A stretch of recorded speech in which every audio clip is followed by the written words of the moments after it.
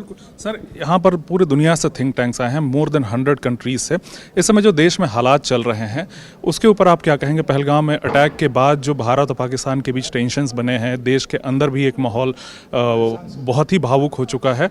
क्या कहेंगे, किसकी गलती है या फिर हम ये कहें कि कहाँ हमसे चूक हो गई? देखिए, ये समय चूक की बात करने का नहीं, ये समय राष्ट्रीय एकता का है।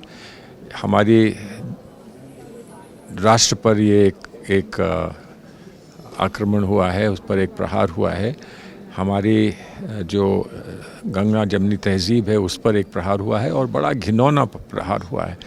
और इसके लिए सभी लोग मिलकर, सारी पार्टियां मिलकर, जिस पर सरकार ने एक पहल की है उसको पूरा समर्थन देने की बात की है। और हम बस इतनी अपेक्षा करते हैं कि सिर्फ प्रतीक के रूप में हम लोग कहें, कुछ करें, ऐसा नहीं हो, बल्कि कुछ ठोस उपाय निकाले जाएं ताकि इस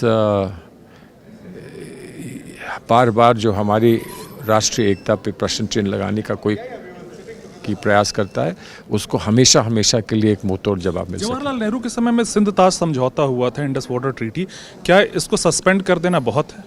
देखिए, वो पहला कदम है। कोई नहीं मान रहा कि इसको सस्पेंड करना काफ़ी है। वो पहला कदम है। आगे क्या होगा इसका हमको प्रतीक्षा करनी है। और जो भी होगा, हम कह चुके हैं कि जो भी भारत के हित में है उसमें पूरी तरह से पूरा देश साथ रहेगा सरकार के। पीएम मोदी ने बिहार से जाकर के अंग्रेजी में पहली बार, आमतौर पर वो पूरी दुनिया में घूमते हैं, हिंदी बोलते हैं, लेकिन पहली बार उन्होंने अंग्रेजी में एक मैसेज देने की कोशिश की बिहार की ज़मीन पर जाकर के एक चुनावी रैली में। क्या मानते हैं, क्या ये पॉलिटिक्स से इतर है? देखिए, हम नहीं मानते हैं कि ये समय चुनाव की रैली का या चुनाव जैसी बातों का समय है।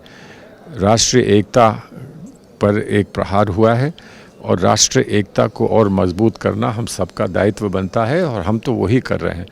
और इसीलिए आज राहुल जी को यहाँ रहना था, आज यहाँ ना रहकर वो कश्मीर गए हैं। इसलिए गए हैं कि सबसे पहले जहाँ घाव लगा है उस पर वो मरहम लगा सकें और एक संदेश पूरे देश को दे सकें। उन्होंने ऐसा नहीं करने का कभी सोचा भी, जैसा कि कल हमको प्रधानमंत्री के माध्यम से देखने को मिला है। अब प्रधानमंत्री हैं, वो जो करना चाहते हैं वो करें, लेकिन हमको ये बात भाती नहीं है। यहाँ 100 देश के लोग आ रहे हैं, थिंक टैंक से तमाम लोग, क्या इस पे भी, टेररिज्म को लेकर भी कोई डिस्कशंस हैं? देखिए, टेररिज्म का विरोध तो पूरा विश्व कर रहा है। डिस्कशंस यहाँ पर विचारधारा के हैं। जहाँ तक टेररिज्म हो या कोई और कार्य हो, जो विचारधारा को चैलेंज करता है, जो प्रोग्रेसिव विचारधारा है, जो एकता की और समानता की विचारधारा है, उसको चैलेंज करता है, उस पर बात हो सकती है। लेकिन यहाँ पर हमने विचारधारा को मुख्य रखा है और विचारधारा में हर चीज़ का समावेश होता है। जहाँ तक हो सकता है वहाँ तक होगा। बिल्कुल। तो हमारे साथ थे सलमान खुर्शीद जी, जो बोल रहे हैं कि इस समय देश को एकजुट होने की ज़रूरत है। विकास कौशिक, ईटीवी भारत के लिए, हैदराबाद से।